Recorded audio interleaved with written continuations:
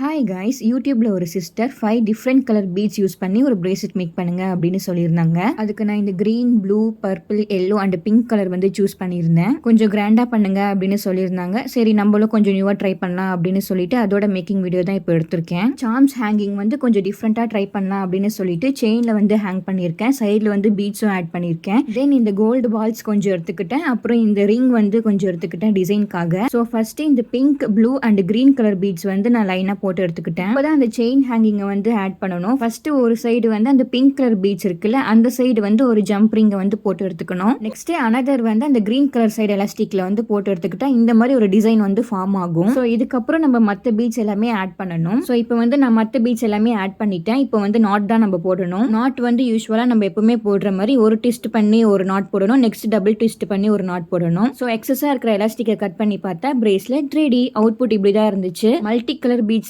பார்க்கவே ரொம்ப அழகா இருந்துச்சு. அந்த சாம் அண்ட் பீட் ஹேங்கிங்கும் பார்க்க சூப்பரா இருந்தது. நெக்ஸ்ட் நான் ஹேண்ட்லயுமே போட்டு பார்த்தேன். அந்த ஹேங்கிங்லாம் கரெக்டா இருக்கா அப்படின்னு சொல்லிட்டு பார்க்கவே ரொம்ப அழகா இருந்துச்சு. ஸோ இந்த பிரேஸ்லெட் எப்படி இருந்துச்சுன்னு கமெண்ட்ல சொல்லுங்க. நெக்ஸ்ட் பார்க்கலாம். பாய்.